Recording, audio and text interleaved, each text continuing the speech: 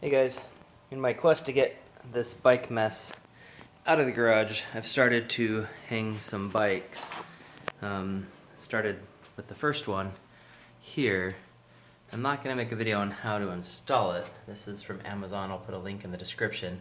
It's a really popular bike hoist just because it's inexpensive. Works pretty well. Pretty straightforward. I think I paid like 15 bucks for it. I've been really happy with it except for a couple issues. One is a self-inflicted issue from how I installed it and decided to do it over the door. So I'm going to show how I'm going to fix that today, as well as one issue that you'll read in the comments section quite a bit where people complain specifically about this back hoist that connects to your seat. So what I've done, you can kind of see that clear zip tie. I've combined two zip ties, and it's kind of a fail-safe measure, so when you're lowering the bike, if the back hooks come off, it will at least be supported by the zip ties. And it's not a great solution. It saved me a couple times from the bike dropping, but ultimately that is one of the downsides of the hooking system, and I'll show it up close here in just a few minutes. The hook comes off the pulley with a simple open-ended wrench. Here's a close-up of the seat and the hooks, and as you can see with the 90-degree bend on the hooks, it just isn't really going to be super stable as you raise and lower the bike. The original idea was to heat up the hooks with the blowtorch and also shorten them at the same time so the bike would clear the door.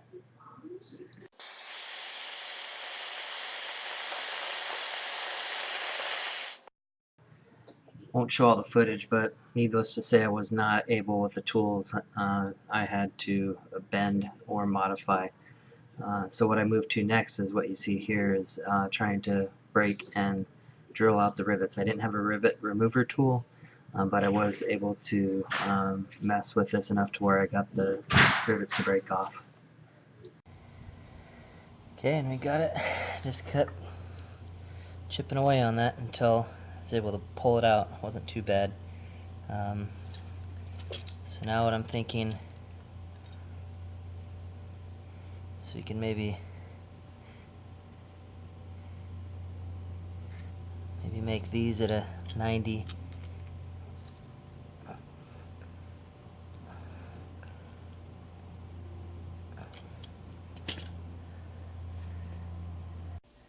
Okay, what I've decided to do is to make a stronger, better version of the cord. So what I did is I got this quick link chain things, 220-pound weight, and I bought this chain at Home Depot, 90-pound strength. I think it's like 50 cents a foot. I bought a couple feet. It's more than I need. But the plan is to connect it on both sides, measure it to the right length, cut it, and then it's just going to wrap around underneath. You'll see what it looks like in just a minute.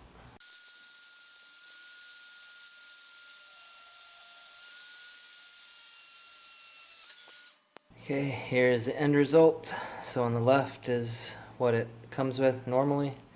Then on the right is the modification. So to put this on, just go ahead and place that, wrap the chain around it.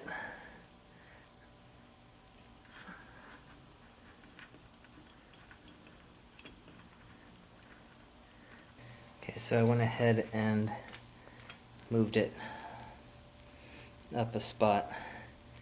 I can shorten this later and cut it with a Dremel, but instead of doing that, I just wanted to get some of the slack out. I think once that pulls tight, it'll be pretty good, but let's go ahead and see what happens.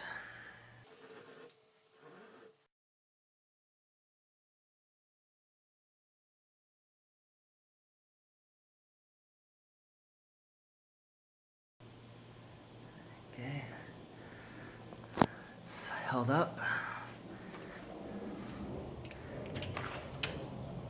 Again, have several inches on the door, So I solved that problem. You can actually see the back, the top bracket is actually off of the seat.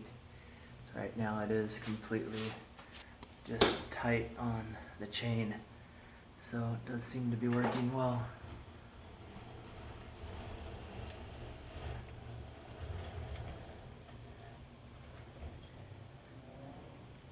So again, this one at the top of the screen is not even holding underneath. The other one kind of is, but the tension is definitely right here. So it is definitely tight. It is what is holding the bike up. So looks to work. Now back up.